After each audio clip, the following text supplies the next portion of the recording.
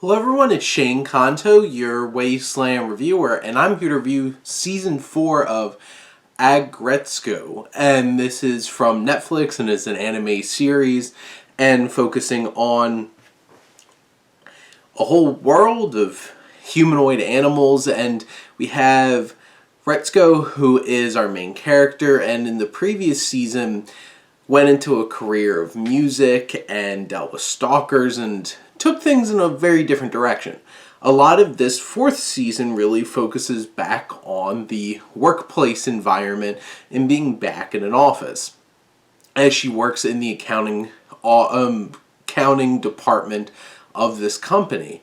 And back in the office, you have all the workplace drama. You have, coworkers talking about rumors about each other, pushing other coworkers to try to chase some feelings, or especially in this particular season, some of the things where it's like maybe things aren't going great for this company and things have to get shaken up a bit. And at the center we have Retsuko, who is back in the office setting here, trying to put behind her all the things that she's been going through and is trying to do her best at work. And you have Haida, who for the longest time, for 5 years, since knowing her, has had a crush on her.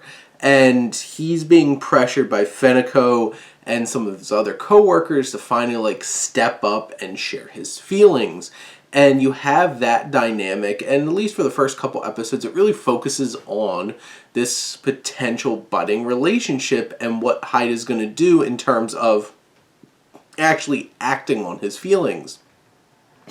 But the relationship aspects and the potential love affair between these two kind of gets put on the back burner a lot towards the second half of the season, but it's still a central part because it's still a big connection between these characters and how important it is between them in terms of their relationship with each other, and work becomes a big fixture of it and might get in the way of their relationship. And you have this workplace drama of this new president taking over, played by Aina, who is Kimura, and this character is shaking things up and taking a look at Ton, who is like the pig boss guy who's very angry all the time and trying to force him into making some cuts. And when things don't go how Kimura wants them to go, he makes some more drastic decisions and really shaking things up.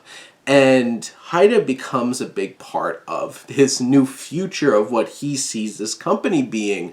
And then Haida has to make that choice between being part of this new system at work and the love that he has for Retsuko and the other people that work in his office.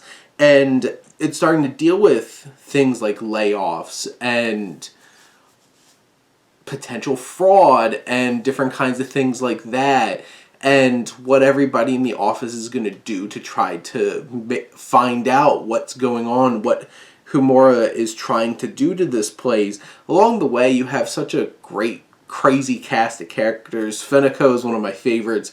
She brings a great sense of humor about things and is very funny. And Ton gets a lot more to do in this season with this arc of putting his own personal growth and the people that work at his job above his own, and him having to find a different place to work and taking on a new role, and what that does to him personally, and how that indirectly affects his children, who become a bigger part of wanting to connect with their father in this season. And they're a lot of fun too. Kimura is a great villain and antagonist in this season, and easily hateable, easy for you to connect with all the other characters, to rally against them. And you even have Tadano and Hyudo, who come back, a previous love interest and a previous agent with opportunities for the music industry, because Retsuko has to turn back to some of these more music facing things that she loves to do when things at her office aren't going as well. And you have those kinds of elements rearing through. And right at the core, you have Haida and Retsuko and what's going to happen between the two of them. And it makes for an interesting and engaging and really strong fourth season for this show that shows no signs of slowing down. So check out this season. And if you haven't checked out any of Aggretsuko, go check this out. They're 16 minutes per episode for the most part.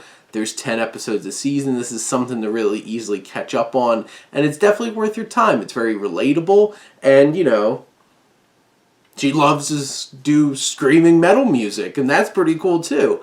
And that definitely has its moments in this season as well. But those are my thoughts on Season 4 of Aggretsuko. Let me know what you think. And let's talk some TV.